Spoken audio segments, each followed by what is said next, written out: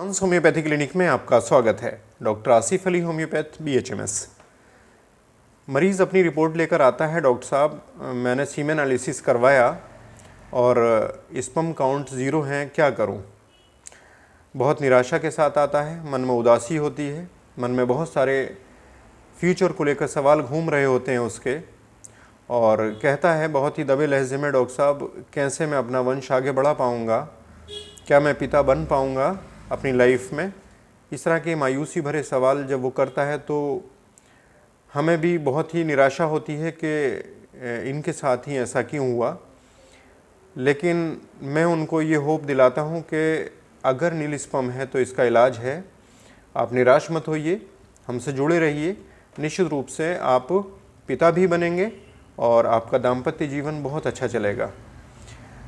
तो एक जानकारी हमने सोचा अपने व्यूअर्स को शेयर की जाए, जो व्यूअर्स हमसे बहुत दूर बैठे हैं, ऑनलाइन जो हमसे जुड़े हुए हैं। ये जानकारी हम उन तक पहुंचाना चाहेंगे कि 3 ऐसे कौन से कारण हैं जिनकी वजह से स्पर्म काउंट 0 हो जाते हैं। बहुत ही आसान भाषा में समझाऊंगा। उससे पहले मैं बताना चाहूँगा कि हमारे देश के अंदर 1% आबादी ऐसी है जो नील स्पर्म काउंट से परेशान है, और लगभग 15 से 20% आबादी ऐसी है जो नील स्पर्म की वजह से बच्चे पैदा नहीं कर पाती है। तो ये जो स्पर्म्स 0 हो जाते हैं, इनकी वजहें जो मैंने बताई 3 मेन खास वजहें हैं। उससे पहले थोड़ा सा मैं आपको ये समझा दूं कि स्पर्म्स बनते कहाँ हैं और कैसे बनते हैं और निकलते हैं कहाँ से हैं। थोड़ा सा मोटा मोटा समझिए कि जो हमारे स्पर्म्स बनते हैं वो हमारे अंडकोश में बनते हैं।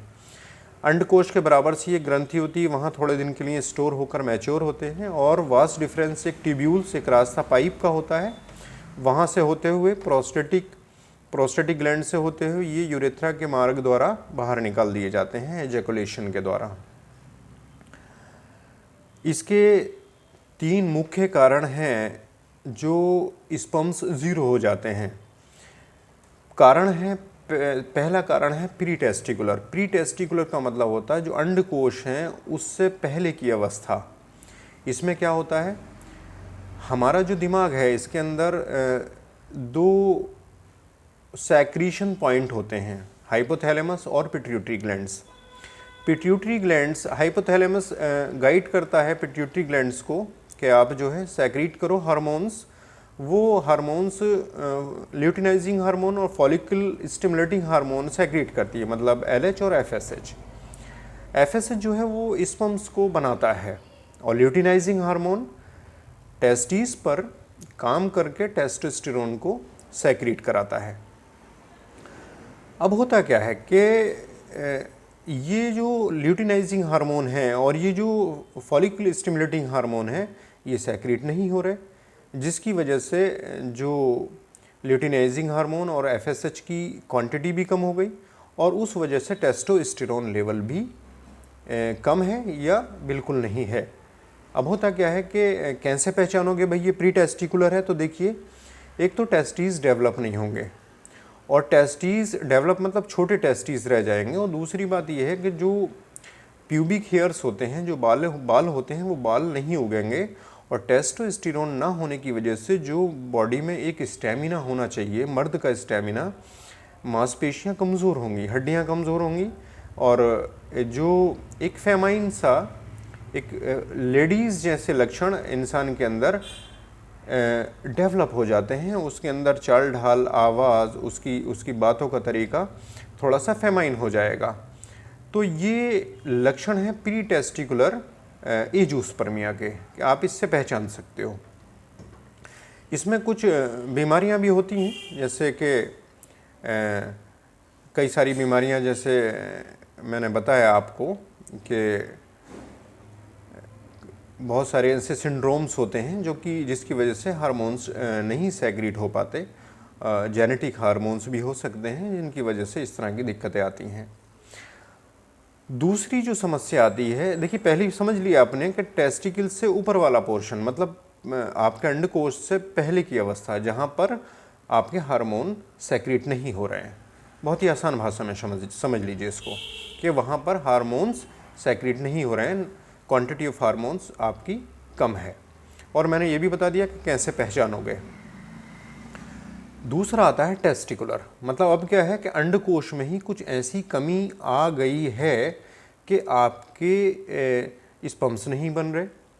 अंडकोश में ऐसा क्या हुआ, अंडकोश के अंदर जो सार्टोली सेल्स होते हैं वहाँ पर कोई एक सार्टोली ओनली सिंड्रोम के नाम से एक बीमारी पैदा हो जाती है। उस वजह से या क्लिनफेल्टर सिंड्रोम है या XY एबनॉर्मलिटीज़ हैं, उनकी वजह से दिक्कत आ जाती है।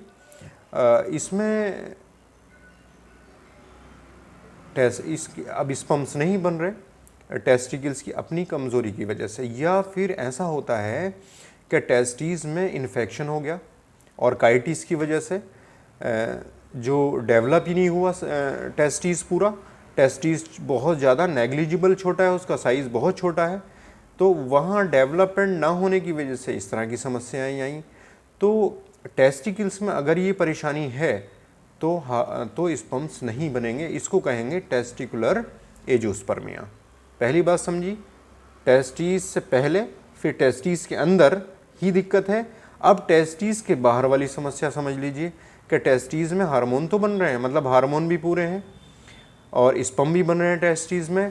अब ये स्पर्म्स का जो रास्ता मैंने बताया कि एपिडिडमस से वॉस डिफरेंस और फिर प्रोस्टेटिक ग्लैंड से होते हुए ये सीमाइनल वेसिकल से होते हुए ये जो है यूरेथ्रा के मार्ग से बाहर निकल जाते हैं। तो उस जो पूरा एक पैसेज है, अब वहाँ कोई दिक्कत आई है, यानी पोस्ट टेस्टिकुलर में जो रास्ता है वो वहाँ पर आपकी समस्या है। यानी क्या हो सकता है, एपिडिडिमस, जहाँ पर एपिडिडिमस जो एक ग्रंथि होती है, इसको एपिडिडिमस कहते हैं, इसमें या तो इन्फेक्शन हो गया, इन्फेक्शन की वजह से ये बंद हो गई और यहाँ पर जो एक मार्ग था वो अवरुद्ध हो गया, या जो वास डिफरेंस एक पाइप है एपिडिडिमस से निकल के उसमें कोई अवरुद्ध आ गया, कोई रुकावट है, कोई गांठ बन गई, कोई सिस्ट बन गई, या फिर प्रोस्टेटिक वाले रास्ते में, प्रोस्टेटिक ग्लैंड वाले रास्ते में दिक्कत आई, या फिर सीमाइनल वेसिकल में कोई ऑब्स्ट्रक्शन की वजह से ये जो स्पर्म है बाहर नहीं आ पा रहे हैं। तो ये कारण हैं जो इस बात को शो करते हैं कि आपके नील स्पर्म काउंट हैं। बहुत ही आसान सी जांचें होती हैं जिनके माध्यम से हम ये पता लगा सकते हैं कि ये क्यों हो रहा है। तो निराश बिल्कुल भी ना हो, ये 3 कारण जो हमने बताए ये बहुत ही आसानी से समझने वाली चीज़ें हैं एंजियोस्पर्मिया को। और एंजियोस्पर्मिया बहुत ही आसानी से ठीक होने वाली बीमारी है। आप बिल्कुल भी परेशान ना होइए, घबराइए मत, चीज़ें ठीक हो जाती हैं। निराशा कभी भी किसी प्रॉब्लम का सॉल्यूशन नहीं है। होप रखिए, ज़रूर ठीक हो जाएंगे और आप अपना दाम्पत्य जीवन और बच्चे की प्राप्ति भी अवश्य कर पाएंगे। तो उम्मीद है हमारी ये एंजियोस्पर्मिया पर बनाई गई वीडियो आपको पसंद आई होगी। नेक्स्ट वीडियो में फिर मुलाकात होगी। Thank you.